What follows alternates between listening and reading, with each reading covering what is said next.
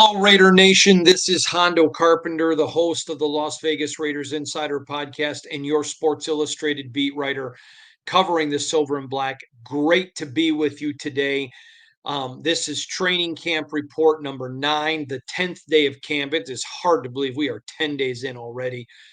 Literally, just sneaking up in 8 days, headed up to Minnesota for the first preseason game of the year. Really looking forward to getting up to Minnesota and and really starting to see them play against some other people. I have so much to talk to you about today. Just a plethora of information. I hope you're ready for it. I want to. I'm going to finish with that. Um, I want to start by saying, first of all, it was the first day throughout the offseason that the offense won the day. It started out with Gardner Minshew running with the ones, and I think it was easily Gardner Minshew's best day of camp. I don't think anybody is perfect at camp, but he played by far his best. Now I still thought Aiden O'Connell was very good, but he was outplayed by Gardner Minshew in my opinion.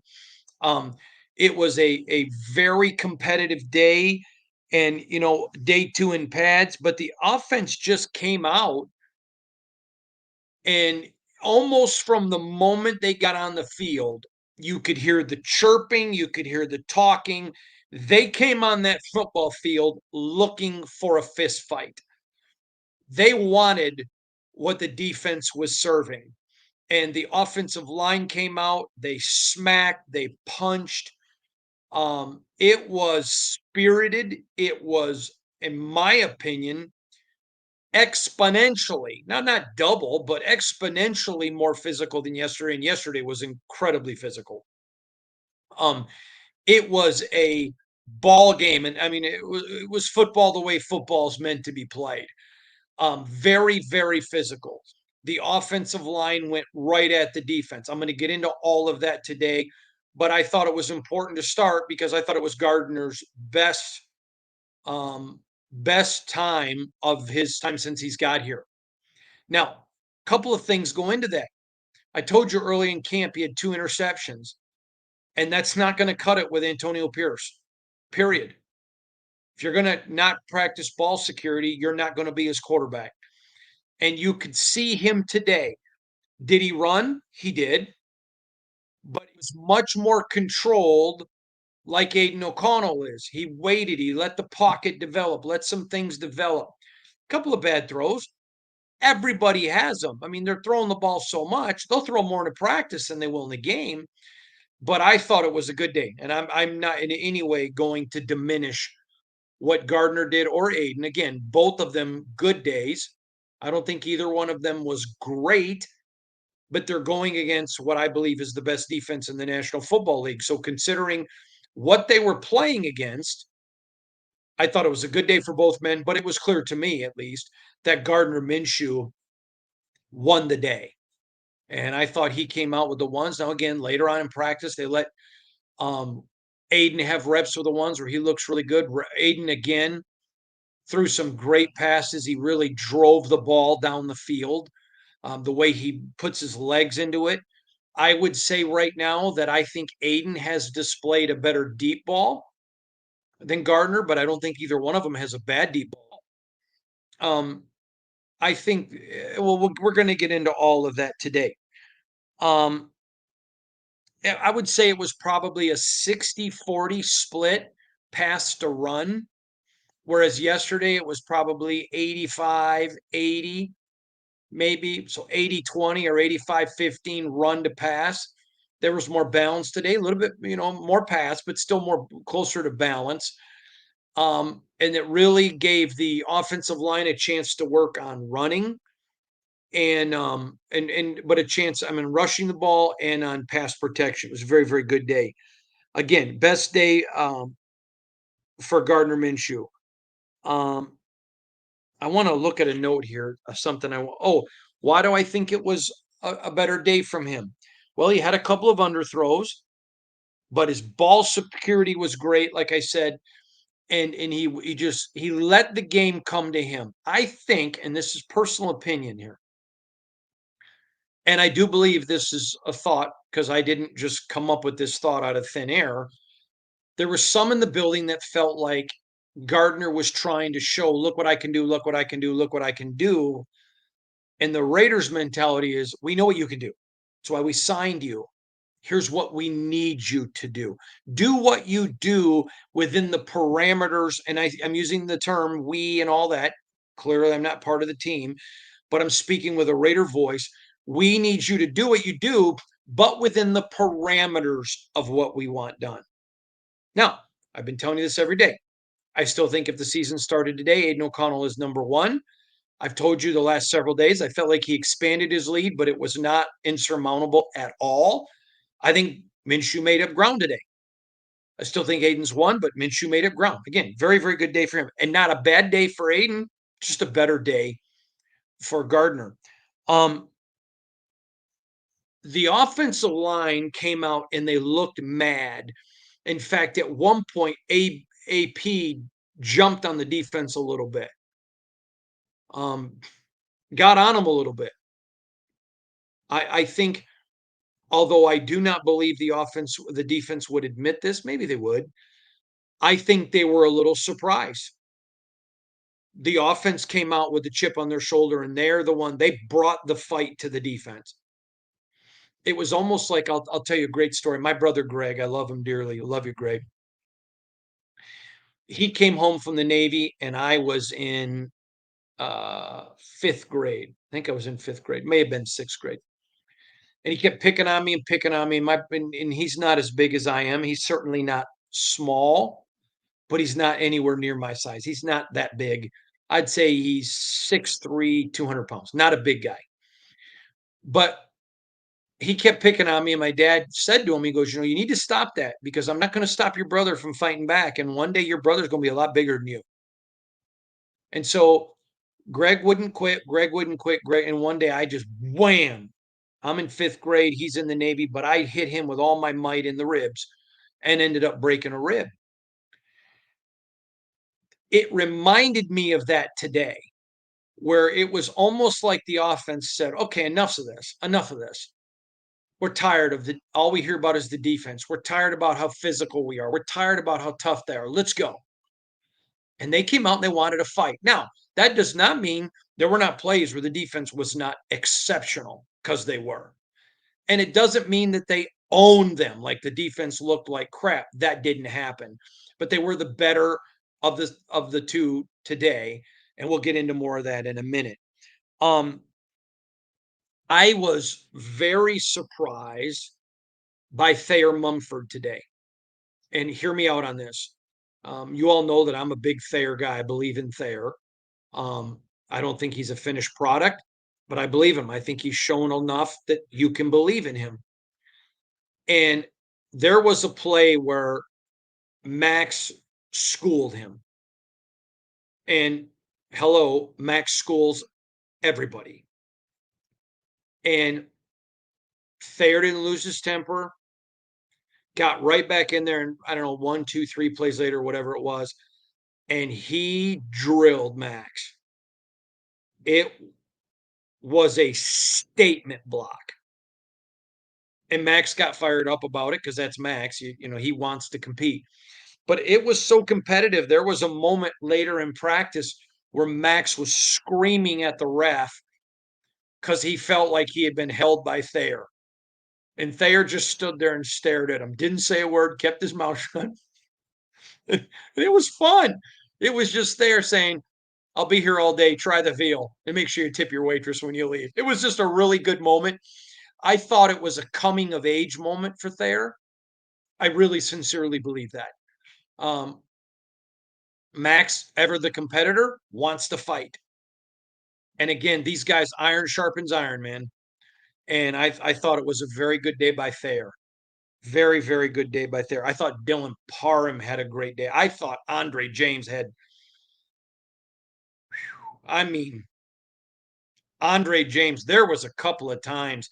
He's taken on a guy right at the point of attack, and he didn't have the help of a guard. And his just I mean, he was snapped and his hands were up. He looked like a jujitsu master. Again, phenomenal job by James. I just thought the offensive line looked very, very sharp today. Very, very sharp today. I want to get into Delmar Glaze. I mentioned to you yesterday, this is the rook. Again, not perfect. I'm not pretending that he is. But the young man is making plays. And is he getting beat? Of course he is. He's going against a great defense, but he's making plays. He's holding his own. And let me just say something, old Delmar. We see you. We see you. We see you. And he's making plays. And I think he's having a really good camp. In fact, it is my belief that they think he may even be a little ahead from maybe where they thought he would be at this moment. So again, this proves to be last year's draft class, very deep, is showing signs that it could be really great. I think the same with this draft class. We have not played a game. When I say we, I'm speaking with the team's voice, not me. They have not played a game. But I think this rookie class looks so promising. I mean, we know how good last year's is right now. And if you compared where this rookie class is now compared to last year's, they're farther ahead. So this has just it's been really good. Those rookies are playing. Even saw MJ Devonshire a little bit. Well, something coming out of MJ out of Pitt. Seeing some Panthers make some move today. DJ Turner, the wide receiver. You know, there's a battle for that 4-5 wide receiver spot, and you got a bunch of guys fighting for it. DJ Turner saying, hey, coach, don't turn your head on a Panther. DJ Turner did some stuff today. I can't share all of it with you because I would be giving away some schematics, but let's just say he showed some hands and he showed his feet. There was a route today where it was a very tight window, and Aiden O'Connell put the ball perfectly in a spot where it could not be intercepted. And Turner gets it and looks, I mean, it happened a few feet in front of me. And Turner, while he's in the air with the ball in his hand, looks down to make sure his feet is there. Phenomenal play. So DJ Turner, we see you. Youngblood, we see you, Youngblood. You're making some plays. I want to talk about Dalton Wagner. This is the young kid out of Arkansas. This is a kid that looks the part. He is mammoth. In fact, if you're at practice and the sun's a little bright, you just go stand somewhere near Dalton. You're going to find a shadow. He's a big human being. I don't know if you've ever seen my buddy Lincoln Kennedy in person. He's a huge human. Dalton is of the same proportions. Humongous human being. He's got to react faster. The first thing with him was availability is the best ability, and he was always injured at Arkansas, and he was injured here. He's not now. And he's making some plays, he's getting some reps, and he's doing good. But the thing for him to go from backup to starter, or at least competitive as a starter, he's got to get faster. And I'm not talking about 40 speed. There just needs to be a sense of, man, I'm trying to think of the right word. Just a sense of imminence. Let's go right now, quicker, wham, wham. I mean, that Andre James, man, he's a lot like Colton Miller. Colton Miller's a big human, and when you watch him, you're a little bit shocked just to see the way he's moving. Now, Dalton just got to get faster, but he has all the tools, and he's a rookie. UDFA. Let the kid develop a little bit. He's not even at his money year, which is next year, but he's making progress. We see you, DW. I want to talk to you about that fourth and fifth receiver. because again, Turner just really shined today. I thought DJ did some things. They did some things creatively with him. Again, remember, we don't talk formations. They were very creative with him, and he rewarded the coaches.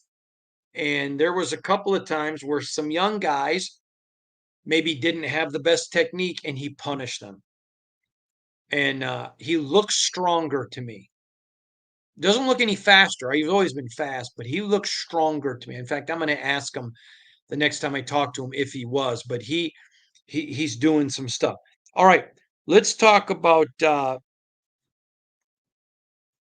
rookie out of Tennessee.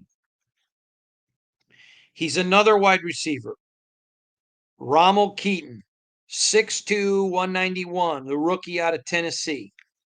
This young man, I mentioned him the other day, he's just making plays. He's a rook. He's a UDFA, so his cost is very low. So that if you're coming down to those final roster spots and you got a guy who is a UDFA or an undrafted player and he's equal with another guy with a higher cost, they're going to go with the cheaper guy. That's just the reality. Okay? I'm just going to say this, Rommel Keaton. We see you. And he's just showing hands. He just did some things today with his hands. There was one particular route he's running and he just puts his hands out at the last second and snags the ball. I'm really surprised. Just I mentioned him the other day, I mentioned him again, hands. And here's the whole deal. The way you make a team when you're a guy at the other, I mean, Brock Bowers is on the team. Period. UDFAs are not. And so you're going to have to earn it. You're going to have to get on that field. You're going to have to earn it. And the way you do it is just every day in practice, you put something on film where coaches are like, yeah, did you see Rommel? Yeah, I did. And it's noticeable. I saw it a couple times today. Good, really, really showed off his hands. Then Wilkerson. I mean, I've talked to you about Wilkerson. This is a guy who last year, Christian Wilkerson, he did it. He did it in practice, just wasn't able to translate into a game. This is a guy competing for that fourth and fifth wide receiver spot. Another big day for him. He really had a good day. Good day by Christian Wilkerson. Again, just I was very impressed with his route running, very disciplined, his hands, all of it. All right, now I have to share this with you. Devontae had a Hall of Fame catch today. And let me tell you, his whole team and all the fans are like, whoa. And it's Tay being Tay. So he goes up. I'm not going to tell you the route, but he runs. Well, I just say he goes up and he's heading towards the sideline. Aiden O'Connell put the ball in only a spot where Devontae could catch it. Another perfect throw by Aiden O'Connell. And Tay catches it, stops his feet in his motion at a dead run. And the defensive back went by him out of bounds, and Tay just turned it up upfield. Phenomenal catch, phenomenal body control by a phenomenal player. Unbelievable. That right there would have made a Sports Center top 10. That was a great play. And just Tay being Tay. Dylan Laube had another very good day, but he had his first bad play. He had a ball perfectly put in his hands by, I think it was Minshew, and just dropped it. And I told you the other day that the kid's done everything right, and he has. And he had a very good day today. One drop. You are 10 days into camp, and you had your first bad play. Yeah, nobody cares. But I'm going to be fair and tell you, he had a very good day, one bad play. But they are special teams wise, they're using him, and they're using him on offense. He's running with the ones and the twos at a lot of different places. He's a weapon. He is a weapon. And I told you yesterday, He's proven everybody he's got the toughness now. That young man, he a couple times today, man, there were licks put on him. And that kid just bounces like pinball. And he just gets up, goes. That's a tough kid now. That kid's tough. He's all football player now. Next, I saw something today from Harrison Bryant. Now, you all know I'm big on this signing since they signed him in the off season. If you're not sure about that, you're welcome to go back and look at my podcast from right after they signed him and I talked about him. Harrison Bryant today. Now, I've shared this about Mayer and I've shared it with you about Bowers. He caught a ball today, a slant, and was gone. He ran by defensive backs. And I understand what I just said. He ain't got Brock Bowers speed. He ain't got Trey Tucker speed. But he quit. And I mean, I have liked his game. You know that. I'm not going to try to pretend I haven't. Today, I was impressed by his game. I am more convinced now than ever the Raiders have the best 1, 2, 3 tight end, and I expect that they're only going to keep 3. If they pick 4, there's a NFL quality 4th one to keep. But Mr. Harrison Bryant, he just accelerated phenomenally. I want to talk about another wide receiver, young man out of Wake Forest. And I want to look up a stat on him real quick. So if you'll bear with me and just be patient for a moment, I would beg your pardon. But this kid coming out of Wake Forest, and he just did some things today. His name is Alex Bachman. He's out of Wake Forest, first year guy. He just I'm trying to read my notes here. He just played great today. He had some catches today. He had a block that just about decapitated somebody. Um, Again, there are a lot of guys now. I mean, you got Bachman who's playing, Wilkerson who's playing really well. I mean, I've named several guys who are all competing for those last 2 spots. Now, I told you coming into camp, I gave you my 53 projection and I didn't know who 53 was. I said it may be somebody who just comes out of camp and earns it. And that's exactly how I feel. Exactly how I feel. But keep your eyes on Alex Bach. And again, he's a kid out of Wake Forest. Just he has it. He just has it. Some guys have it, some guys don't. He's got it. Jacoby Myers. We got to talk about Jacoby. I have never made a prediction that got more grief from Raider Nation than me saying I think he's going to be an all-pro. I stand by it, and he has shown me no reason to even remotely hedge on that prediction. They are being very creative in ways of finding him, lining him up in different places to get him the football. He is a blue collar, shut up and go to work guy. He's special. Now, I'm going to say something here.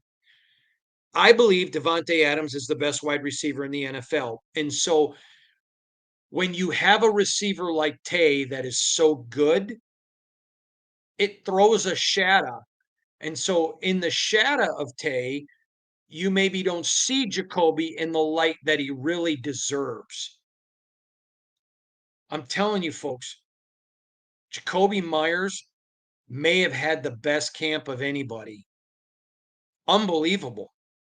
He just makes plays. So let me give you a couple of examples. He went against uh, um,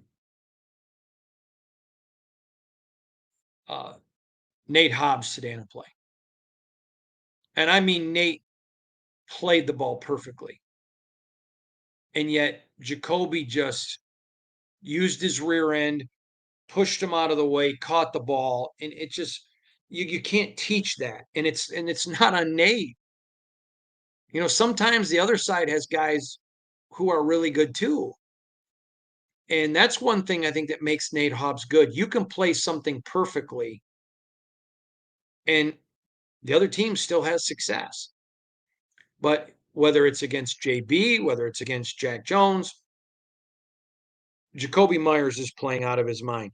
Now, I want to talk about Jacorian Bennett. He made some great plays today against Jacoby, where Jacoby couldn't have done anything different, and he just somehow, I mean, there was one play where I literally said, I'm going to nickname him the pretzel. He contorted, bent, and moved his body in a way that just, I thought he broke something. He looked like Harry Houdini to get in front of JB. I mean, to get in front of Jacoby to block a ball. Same thing, had a great play against Tay. Tay did nothing wrong. I mean, some plays, this is where sometimes fans need to understand. Quarterback goes 16 of 21. Oh, but he had 5 misses. But sometimes the defense just makes great plays. And JB today was great. Just great. I'm going to tell you right now, if the season started, the three starters at corner are Jack Jones, Nate Hobbs, Jacorian Bennett. And boy, do they look smart for just being patient with this defensive backfield. I can only imagine how good these guys are going to be at the end of the year. Now, I want to talk about Jack Jones for a minute. Y'all know I like him a lot. And he's got swag. He's got swag. And he is playing right now at such a high level. He's playing like a Pro Bowler. I've made 2 Pro Bowl predictions on this roster. Jack Jones, Jacoby Myers. And neither has had one play, one, where I doubt that prediction. I mean, I can't. Tay's made a couple of plays on Jack, but they weren't earth shattering. I don't know of one play in this camp where Jack's looked bad. He has just played phenomenally, and he deserves all the credit in the world. DeCamerion, I got to talk about DCam. DeCamerion Richardson, the rookie corner. I'm telling you now, he makes rookie mistakes. I'm not even going to pretend that he doesn't. But then he turns right around and he'll make a play like a seasoned pro. He's just a pup. But my whole, well, not my whole life, but a lot of my life, I have had Great Danes. I love Great Dane dogs. And when you go to pick a Great Dane out of a litter, you look at all the puppy's feet. I like mine to be very big. And so you can see. And so when you first get Great Danes, their ears are long and their feet, and they trip and they fall. They look like klutzes. But that pup's going to grow into something. DCam will make some plays, and you're like, okay, he's a pup. But then he'll make other plays. You're like, but there's a dog in there. He's coming. He's coming. And I just don't want anybody to sleep on DCam. I am not pretending he's competing for a starter's role, because he's not. But he's coming. He's coming. And that youngster, he is showing a lot of tools. He's getting great coaching. By the way, let me just say something. Ricky Manning, you, sir, are a star coach. Now, I'm going to be very blunt. This is the best coached Raider team in the 5 years I've covered the team, and it's not close. But Ricky Manning, as you know, was great. Let me tell you what makes him great as a coach. Nothing gets out of his purview. He is always coaching. I mean, always coaching. I just I was watching him today and I kept thinking, "He not even taking a play off." He's watching a play while I standing there coaching a guy and giving great stuff. Because then you'll I'm not gonna name the player, I'm not trying to embarrass him, but there was a player that made a big mistake. Goes over. Ricky's coaching him. He's watching the next play. Well, the next time the player gets in, same almost exact same situation, player doesn't make a mistake. Why? He took Ricky's coaching. Great coaches have the ear of their player. Guys aren't going to listen just because you're a coach. You got to get their ear. Ricky has. I got just a few more things I want to talk about. AP said something yesterday, and I wanted to talk to a couple people privately before I mention it. That's why I didn't mention it in last night's podcast. But he talked about this defense is so good, and he knew his offense had to get better. It's why he didn't want joint practices. I thought that was a telling statement. Very telling. I knew, and I've shared with you that that I did not believe they were going to do joints. I said that to you, um, and but he came out and just said something that I did not think he would say publicly. No, our defense is that good. I don't think we need to have joint practices. Very impressive. And it was a battle royale today. It was a very physical practice. It was a practice where they went at each other. The offensive line, Andrus Pete, he had a block today. Malcolm Kuntz is having a great camp. And but there was a play today where Andrus Pete sent him a message. And so if I had to characterize today, I would give today's practice probably an A minus. Um, I thought the offense was their best day. I thought the defense had a good day. I think they were a little bit shocked. Have you ever been punched in the face and your eyes water and it's hard to see? It appeared to me, especially early, up until the point when Max was really going after the ref, that it almost as if the defense was surprised a little bit at the punch of the offense. Now, having said that, I fully expect Friday's practice, the defense is going to come out so mad and angry. And that's when we're going to really learn about the offense. Can they put two of these together? Or did they just so anger the defense that the defense is going to come out and overwhelm them? That's going to be fun. That's going to be fun. And a lot of good stuff. Listen, tomorrow's podcast, don't miss it. Got some really key things I want to talk about. Very quickly, I've had many people emailing me, asking me about other people's coverage, why I say something that disagrees. Listen, I'm not watching anyone else's coverage. I'm here.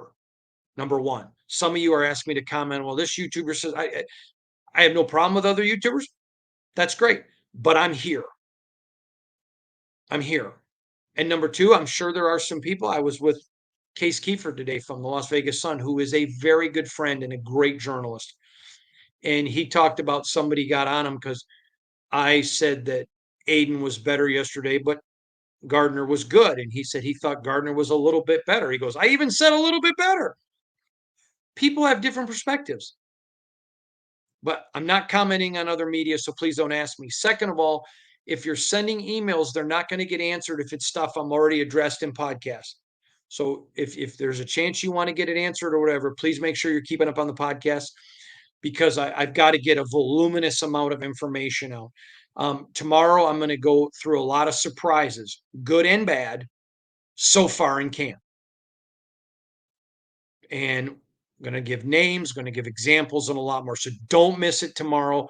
We're going to have tons of coverage for you, just like we have. Thank you all for being with us tonight. God bless you. I hope that you have a very wonderful night. and we'll see you all again tomorrow.